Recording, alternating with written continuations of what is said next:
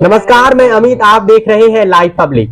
आज बात करते हैं बिहार की सियासत के 40 में 49 सीटों की, जहां पर बीजेपी इतनी मजबूत है या एनडीए अलायंस इतना मजबूत है कि वह इंडिया अलायंस उसके सामने उम्मीदवार ढूंढ रहा है कि कोई मजबूत उम्मीदवार जो मिल जाए ताकि हम इन सीटों पर इंडिया अलायंस एनडीए अलायंस को चुनौती दे पाए या हरा पाए। वो कौन कौन सी वीडियो में हम बात करेंगे आगामी लोकसभा चुनाव 2024 में बिहार में उन कुछ सीटों के बारे में जहां पर इंडिया अलायंस एनडीए अलायंस के मुकाबले कमजोर दिख रही है, या फिर इन सीटों पर इंडिया अलायंस को एनडीए अलायंस के सामने उम्मीदवार ढूंढने में काफी मुश्किलों का सामना करना पड़ रहा है या फिर मजबूत उम्मीदवार मिल नहीं रहे हैं। पहला नाम बेगूसराय लोकसभा सीट का आप ले लीजिए।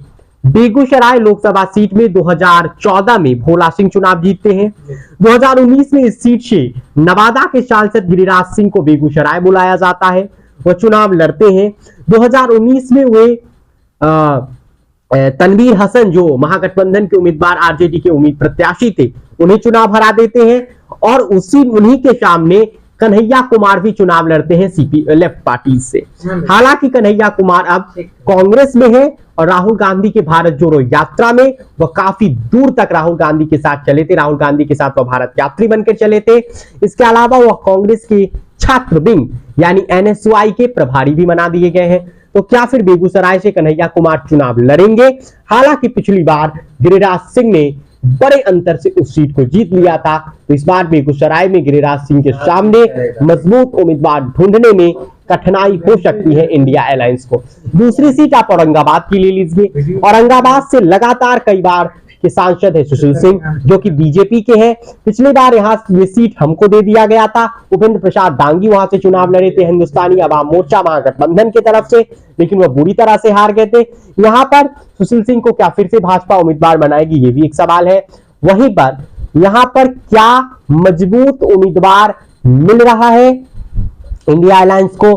क्या निखिल कुमार फिर से चुनाव लड़ सकते हैं? कई राज्यों के गवर्नर वह रहे हैं और पुलिस के अधिकारी भी रहे हैं, Delhi police officer IPS officer भी वह रहे हैं। तो क्या उन्हें कांग्रेस उम्मीदवार बनाएगी? हालांकि उनकी उम्र हो चुकी है, वो काफी ज्यादा उम्र के हैं। क्या उनकी सक्रिय लेकिन अब भी उनकी सक्रियता रहती है औरंगाबाद के क्षेत्र में बिहार की राजनीति में, लेकिन क्या निखिल कुमार सुशील सिंह को हरा पाएंगे?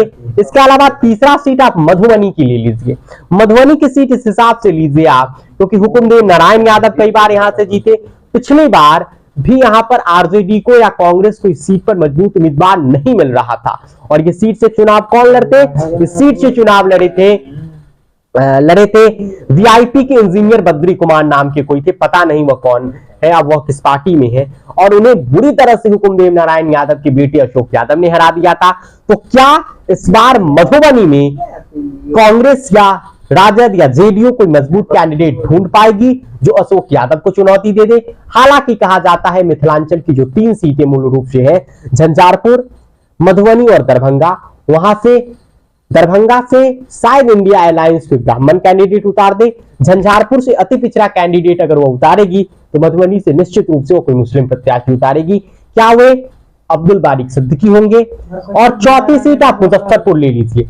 मुजफ्फरपुर लोकसभा सीट के बारे में कहा जाता है, मुजफ्फरपुर लोकसभा सीट जो कि अजय निषाद चुनाव 2 बार जीते, बड़े अंतर से जीते 2019 में। 2014 में तो उन्होंने कांग्रेस के जो मौजूदा प्रदेश अध्यक्ष अखिलेश प्रसाद सिंह, उन्हें बुरी तरह हरा दिया।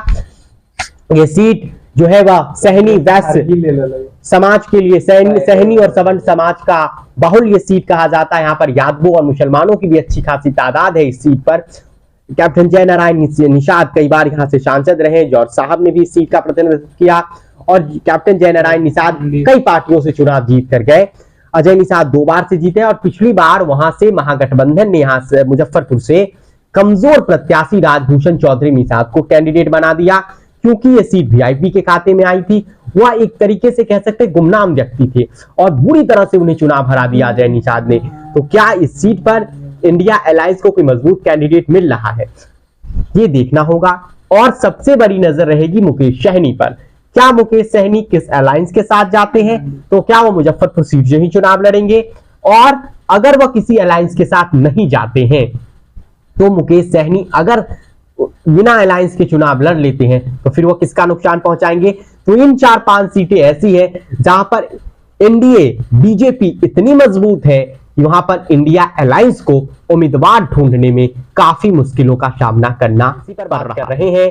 और ये वीडियो आपको कैसा लगा हमें कमेंट करके बताइए और चैनल को जरूर सब्सक्राइब